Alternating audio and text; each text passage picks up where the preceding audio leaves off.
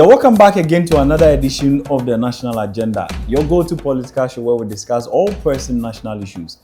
Today we have a pressing issue to discuss.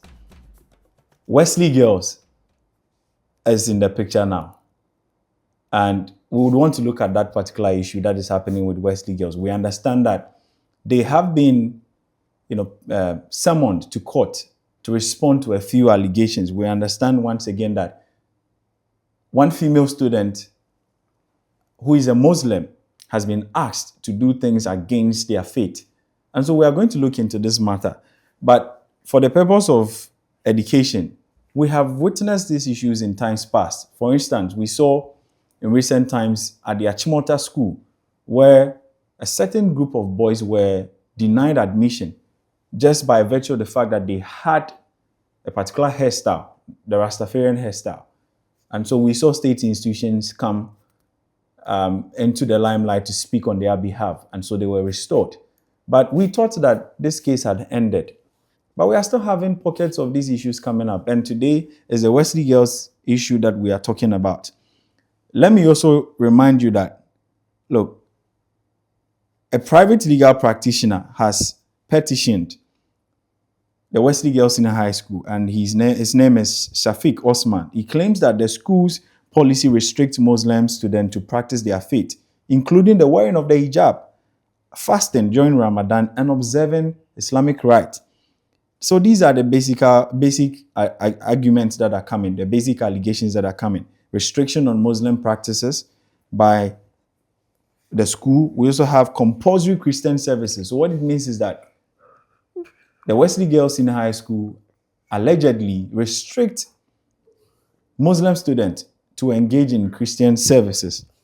Now, there's been responses from authorities in the country. We've seen the Attorney General, for instance, argue that the Wesley Girls High School, as a Methodist institution, has the right to enforce rules consistent with their faith because it is their identity as an institution. We've also seen the Honorable Minister for Education, Honorable Haruna Idrisu, and he stated that he is reaffirming that the government is committed to protecting students, every student's religious right.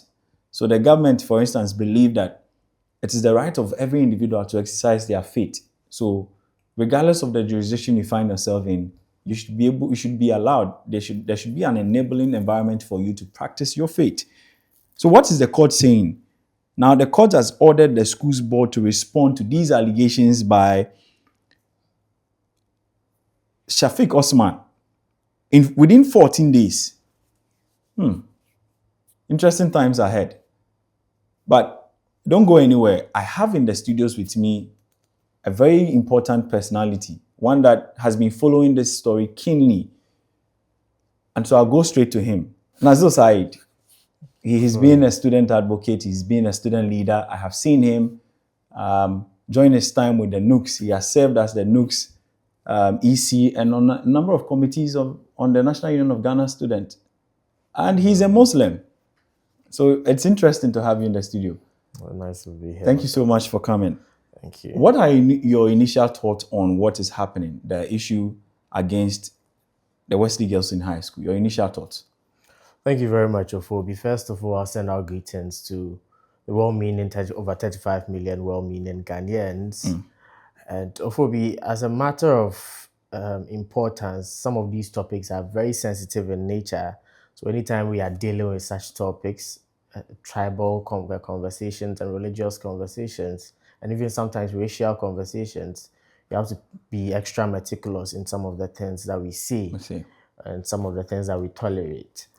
We from the National Union of Ghana Students for a very long time, just like the Constitution in Article 25 and 38 say, education is a right, not a privilege. So for many of us, we hold that position and we believe in the fundamental human rights of every Ghanaian student. It is very, very worrying to see the level of public outcry that these issues have brought out. And I keep saying that it's very important that we limit the amount of statements that we put out there in order not to be prejudicial. It would have been in the best interest for all of us where the court makes its final ruling and guides all the kind of conversations we want to have on the topic. The topic, One would certainly. have thought that the Tyrone versus Magai case, Tyrone Magai versus Achimota. Endohineba versus Achimota and the ministry would have brought finality to this issue. But unfortunately, once more, we have to deal with this issue. And I am very confident that the Court of Competent Jurisdiction in the Supreme Court will deal with this matter once and for all. And we will all have a clear understanding of what the issues are to enable us to hold the line. All right, thank you very much on your initial thought. But let me ask, I have seen you work in a number of portfolios as a student leader and as a Muslim. Did you ever encounter any of these challenges coming up? Was there any restriction? Was there any form of obstacle when it comes to your religious faith as compared to, you serving and what you had to do in school and all that? Fortunately or unfortunately, I never had to encounter such suppression and compulsion. I was fortunate. I went to a Catholic basic and junior high school, Holy Child School in Obuasi, but I never had any of these kind of challenges. I mean, at the basic level, you never really are demanding for anything. But in periods where I was fasting, nobody would ask you to do otherwise. In periods where I had to do certain engagements, nobody was telling you otherwise. As a matter of importance, we were all in the masses together. You know how the Catholic school system is. Yeah. We're all at the masses together. The liturgy of the Eucharist, the confessions, we have them all in our heads. The hymns, we sing them from A to Z. You come and see us dancing with them. That is the level of tolerance and diversity that has been enshrined in our constitution, that has been able to permit us coexist over these whole years. So for me, I was fortunate. I went to also a President Methodist High School. In Kumasi High School, we had our mosque in one corner. The denominations were meeting after. I mean, that's the case. I mean, from institutions that we've been there, we know that there are student groups. Just as we have the GAMSUs, we have the PENSES, we have GIMSA as well. I have had an interaction with them, personal experience with them, where in times that I was campaigning for positions on campus, I had a lot of them rallying with me. So, I mean, I thought that these issues were not, issues up for discussion until, recent times. So I agree with you when you say make those assertions. That is the beauty of our public boarding school system, how heterogeneous the community becomes. Because in high school, I had everybody from everywhere on the campus, and for compulsory public gatherings, and I'm sure it is the same at almost every senior high school in the country. Gatherings that are compulsory, even for me, when I was serving as secretary of the Ghana Muslim Student Association in Kumasi High School, I never even wanted my denomination to be outside public gatherings, because some of those times are where certain cases happen on campus, and if you are absent, you cannot be accounted for. Certainly. So at the masses, at the revivals, we're all there. But at times where we break into denominations, we are all permitted to go and do whatever we want to do in our particular denominations. We're enabled to fast. The kitchen staff will come at dawn and prepare our food for us. Our dining food will be stored for us as and when we are breaking at the time of Maghrib in the evening. So some of these tolerance is something that almost every high school in the country enjoys. What is the case for Wesley Girls High School that is accounting for this? When you listen to Miss Bridget, the former presidential candidate for PPP, formerly the running mate to Dr. PPP, our father, Dr. Indom, former running mate, where Miss Ghana in 1990 herself, she has vehemently stated as of yesterday that during her time, for instance, at Wesley Girls, Muslims were permitted to pray, practice their faith vehemently. So what has changed? She attributed it to the fact that she believes that there's been some level of overzealous administrators in the school right now that are building these bridges to prevent these Muslim girls from practicing their faith. So for me, I had a very successful tenure throughout my academic pursuits, basic school, high school, tertiary. Nobody was compelling us. And I'm sure the story is the same for many of them. Certainly. Now, so let me find out quickly. I have heard the Attorney General's statement on this issue, and I find it a bit troubling. How do you respond to the Attorney General's respond on the issue? So just like the many across the country who have raised serious objections to this, I think I wouldn't take their faith on the matter. I also share the sentiment of the people that for the Attorney General, who is the chief legal representative of the government, to mount arguments that couch and protect Wesley Girls High School as a private institution is diabolic and preposterous to even think about. Don't they receive government funding? They are publicly funded by the taxpayers' money. The teachers there are being paid by GES, by the government. The students are being fed by the government. Get fund projects are there. They are busing. Whatever is in the school is being funded by the government. Okay. And the Attorney General makes the argument and makes the case that because they were founded by these missions, how it doesn't fall on any fertile grounds in my ear. Okay.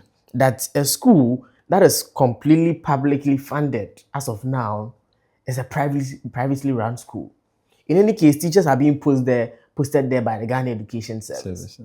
I didn't know Wesley Girls is now international community, is now ICS. I never knew about that. So I am part of the significant majority of people who are raising significant rebuttals against this case. But I mean, we have a very fair conviction in the judicial system that is a Supreme Court to make a very fair hearing after the Wesley Girls also files their defense in the matter. And I'm sure the Supreme Court will bring finality to the issue. All right. So let me just ask, before we go to the government's response on this matter, I just want to find out, has there ever been the case that this issue is happening in some Muslim schools up against the Christians, just as we are seeing now? So, Phoebe, as of when this matter came about, we have seen a lot, the social media, an avalanche of different comments. Okay. Different comments, which are basically, I think they are clouded in prejudice. Okay. What makes you say so? From intellectuals, from even lawyers. And people make arguments and you would want to assume, or you may be compelled to think as if these people have never read the Constitution. Because it is clear in Article 12, 21, 26, 35.5 that the fundamental human rights of individuals to practice their faith, to belong to an ethnic group, tribes, shall not be suppressed by any individual whatsoever. But you see people on the media making seemingly intellectual arguments, which are not only intellectually shallow, but morally shameful. Because you see people who, in one breath, claim to be human rights advocates, and on this issue do not know where our human rights are enshrined in our Constitution. So I think it is very, very, very inimical for us as a state to be taking such a posture on an issue which is before the Supreme Court, to see a lot of people make arguments that are, as I say, clouded in elitism, but are empty to the core. I don't think it is good for our democracy, and it is good for the coexistence of all parties in society. So I vehemently believe that we should let the judicial system take its form and make the best ruling out of this Exactly. matter. We will definitely allow the judiciary and on to the take its issue form. of other institutions also doing the same. Yeah. At this in the commentary from people and what have you, see people make arguments and say, when you go to Tia Ahmadiyya, so when you go to these Muslim mission schools, but they haven't been able to substantiate it with any iota of evidence. In any case, the many institutions, like Muslim missions, have come out to say, they've put out pictures of girls working on their campuses without the hijabs. Okay. In any case, I schooled in Kumasi, and I know of Tia Ahmadiyya School Kumasi, that on Friday when they are breaking to go and pray at the mosque, on Sundays, denominations have the opportunity to meet. Yeah. As they even go as far as permitting them to even go outside to go and meet the mother churches and even fellowship with the mother churches. That's interesting. And that is how tolerant. But let's not take away the fact that on the other side too, we see that happening. But in the case of Wesley Girls, I find it a bit challenging that this is still happening. I mean, in the 21st century. It is very unfortunate that in 2025, we take such mediocre and backward positions. For me, even if in the Muslim missions that is being done, it is very wrong. And if anybody is being suppressed in that manner, should also take the Muslim missions on. Because just as the court is going to rule in this case, they also rule in any case that is against the fundamental human rights of any Ghanaian student. All right. So, are the stakeholders involved in this issue responding appropriately? I have chanced on the amicus curiae that was filed by Democracy Hub in support of what was happening. I mean, for the sake of information given. Those that do not understand what amicus curiae is, it's actually a term, a legal term in Latin that means a friend of the court, or an organization who chooses to be a friend of the court voluntarily. And that particular organization, that particular friend of the court, is allowed to exercise their expertise or show their interest on a particular court proceeding. They are a non-party or a third party in the case. What this means is that they are not part of the case, but then whatever they say is likely to influence the jury's decision on a particular proceeding. So they perform a very key influential role when it comes to these things. And we have seen the Democracy Hub, just like we saw in America, the ICUs responding to other cases. We've seen them, show support for the affected student. What is the government saying? Because I know the government to be a key institution. What's the government saying in this? Ofobi, the sector minister, the first gentleman when it comes to education in this country, has reiterated in Parliament that for him, beyond the sheer rhetorics and absurd hypotheses that the court of public opinion and what have you are raising, he stands on the path of the Constitution. And as a society that has been ingrained in fundamental human rights and also believe and signs on to a lot of international human rights charters and what have you, he sits on that part. That from where he sits, and as an astute lawyer and himself, Honorable Haruna Idrisu, he believes that, as I mentioned, Article 12, 16, 21, 26, 35, 5 of the 1992 Constitution makes it clear. And even the MOU that was signed in 2024, April 2024, substantiates his position that nobody can be marginalized. No student in any institution can be compelled to engage in any religious activity against his or her will. In that same vein, any student in any part of the country cannot be compelled to not practice his or her faith on the particular campus against the person's will. So I believe that the minister, who is the first gentleman when it comes to education in this country, has made the point clear, and he's leading the government charter in this conversation. I'm sure the Ghana Education Service, through the Director General, also set the record straight. Yeah. All right. So I think he's the second plaintiff in the case, and he's going to also respond. That's interesting. So we'll be leaving, but before we go, what are your expectations? What is it that we should expect? I mean, on this particular story, because we'll definitely come back to it after there's been a pronouncement from the jury on this issue. So what are your expectations? I mean, you are worried as a Muslim, I mean, as a student activist, For me, my biggest worry is the level of commentary that is going on, prejudiced commentary. But I still believe that, as opinionated as the population is, the Ghanaian population is, everyone reserves the right to comment in whatsoever manner they so desire. But we should remember that in as much as we are doing that, we are to an extent portraying extremism clouded in elitism, which is not good for an egalitarian society where we believe in the fundamental principles of law. Many people have decided to put away the law and make convenient arguments. And I think it serves everyone right. But those actions are trigger points. They are gradual. But from what I am seeing, it looks like a ticking time bomb.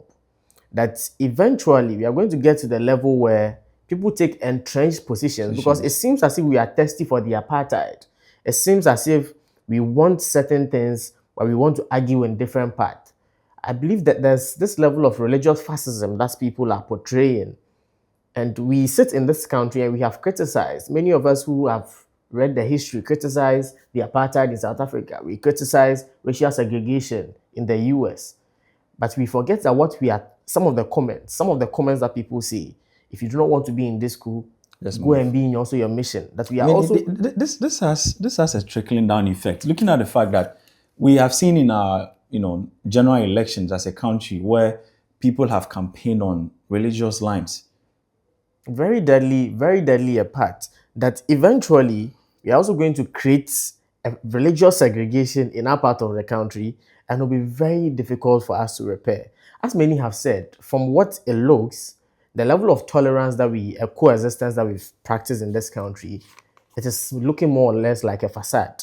the exogamy that we're practicing and what have you, it's all looking like it's been a facade. It's been face saving, but ideally people hold entrenched positions. And if care is not taken, it looks like we are sitting on a ticking time bomb. And when it erupts like a volcanic eruption, we will all be laughing at the wrong sides of our mat. So I'm very, very, very much optimistic, and I'm praying on the courts to come out with a fair hearing, entrenched in law, away from any form of sentimentalism, certainly, and religious biases that will serve the population and put the matter to rest. Certainly. Thank you very much, Nazil, for your time. We will come back to this issue as and when the court of competent jurisdiction gives its pronouncement on this topic. Sure. Thank you so much. You're most welcome. Viewers, this is where we draw the curtains down on today's edition of the National Agenda. But I want to make this clarion call to all stakeholders involved. This is an issue of national interest because we've seen pockets of it. We have gotten to the point where even at the national level, people are campaigning on religious lines. But I thought Ghana was religiously pluralistic. So how is it that we still have pockets of these issues happening? We've seen what is happening in our neighboring countries. We look at what is happening in Nigeria.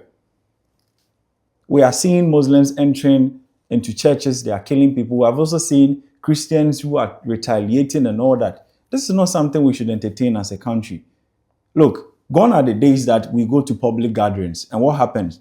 We start with a Christian prayer, certainly. And then we'll certainly end with an Islamic prayer. We start elsewhere, we pour libation, and we'll certainly end with another form of prayer. This showed how tolerable we are, how we were able to tolerate each other in this country. So how is it that these things are happening? Anyway, I just want to believe that it's an issue of administrative decisions that were made by the managing board or the management of the Wesley Girls High School. But we are calling on the Attorney General as well to be very proactive on this matter. Let's make a decision to end this once and for all. Please, let's end this once and for all. Anyway, this has been the National Agenda, and my name still remains Samuel Fobi-Banfo. Let me encourage you that follow us on all our social media handles, the National Agenda. On YouTube, please comment the National Agenda. Let's get interactive. You never know. I always say on this show that one of these days, the comments that come out there will be aired on the show. If there's any issue that is happening in your neighborhood that probably we have not spoken about, or you think that we need to speak about, please just get into our DM on our page on YouTube. Put it out there and tag us. We'll definitely come to your neighborhood and discuss it. Thank you for sticking and staying with us. See you in another episode.